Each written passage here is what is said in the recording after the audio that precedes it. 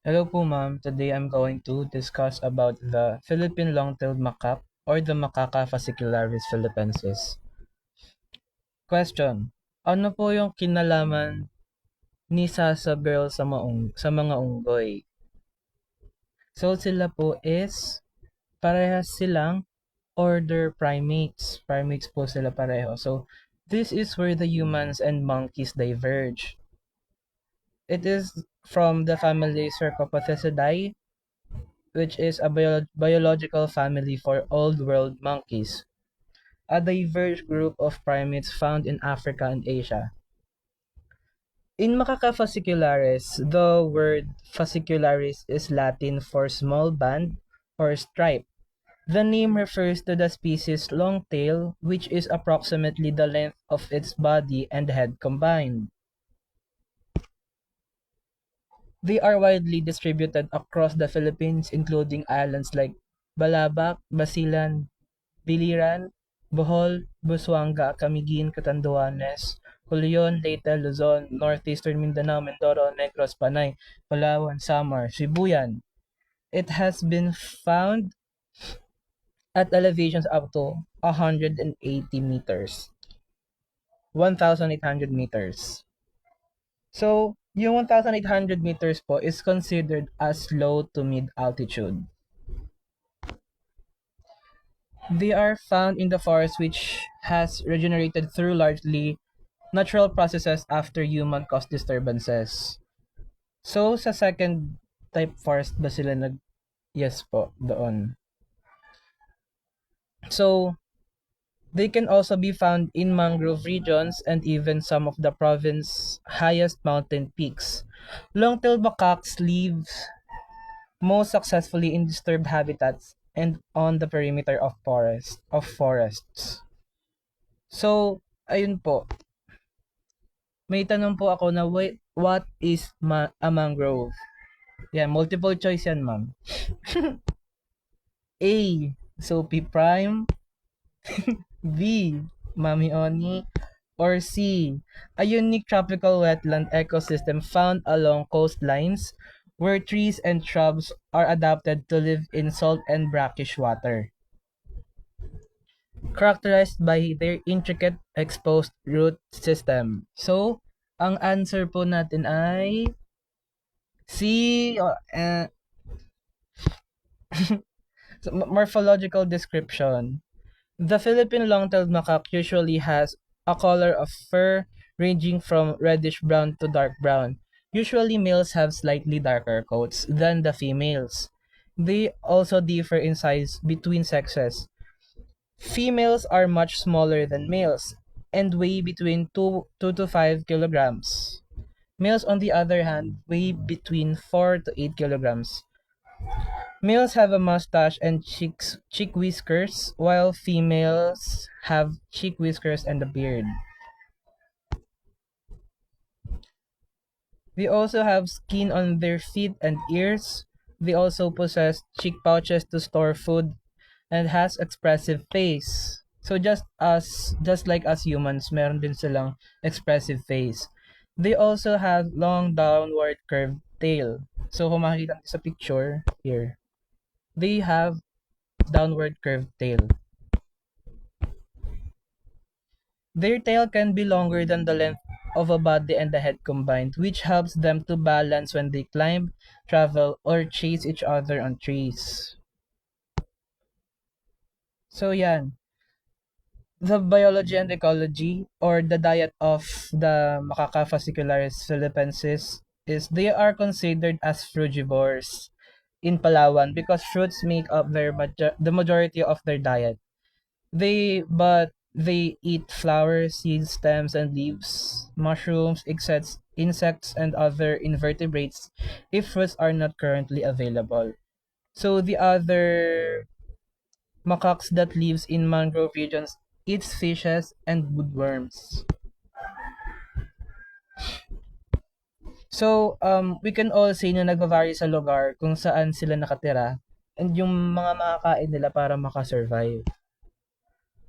The Macaca fascicularis philippensis has been observed foraging and in the feeding place before sunrise. Macaques are skilled climbers, which help them. Ah! Macaques are skilled climbers, which, with the help of its long tails for balance, it can jump great distances between trees and travel quickly over the forest canopy. It will remain concealed for a while when it is cornered, hiding above dense foliage or vines. They can dive into water and swim to safety since they are also a very good swimmers. So, naghahanap sila ng food sa morning, magpapahinga ng tanghali, then magre-resume po sa paghahanap ng pagkain sa hapon. Conservation status. The Macaca fascicularis philippensis faces a number of threats in the wild. And similar to other animal species, most of these are caused by humans. Gawa natin. One of the threats concern the macaques are the environment, urbanization, and deforestation. So masasabi din natin na kasalanan ni Villar kung bakit sila nawawalan ng tirahan. So, yes, the deforested areas make it harder for them to find foods and mates. That's why some macaques overlap with humans. It is to search for food. It is also because of the potential bites and loss of food and income that leads the farmers to think of macaques as pests, resorting to violence and illegal hunting. There are also some cases that humans capture macaques to make them pets.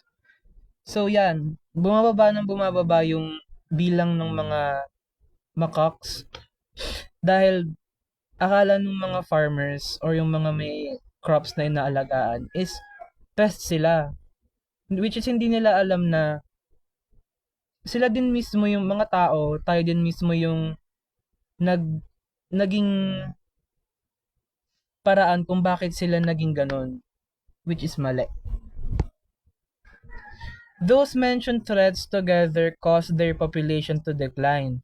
However, there is no any recent evaluation of the Philippine long-tailed macaque, but the evaluation of the species as a whole or is considered as endangered, appearing on the International Union for Conservation of Nature.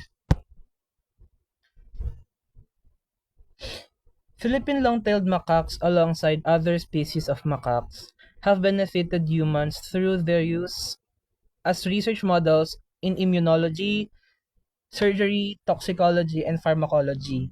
They are also important members of our ecosystems and may serve as a basis for ecotourism, where they are provisioned by people who visit to see them. So,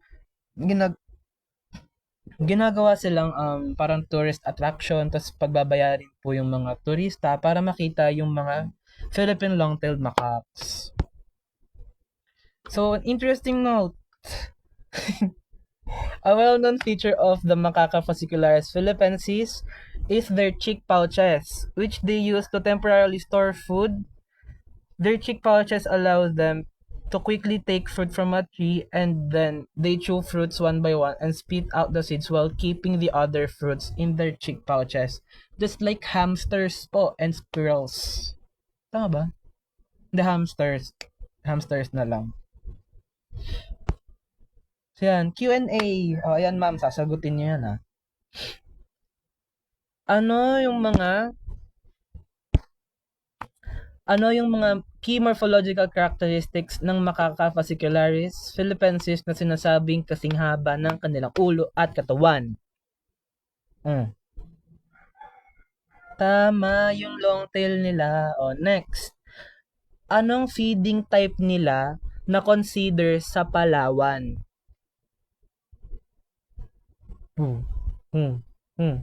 Frugivore. So, yan. Mali ka, ma'am.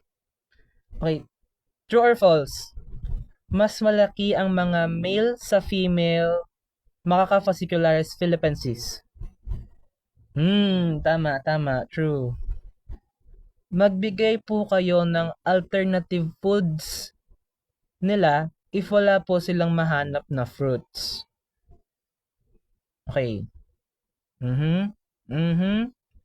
Tama. Flowers, seeds, stem, leaves, mushrooms, and insects. Oh, question number 5.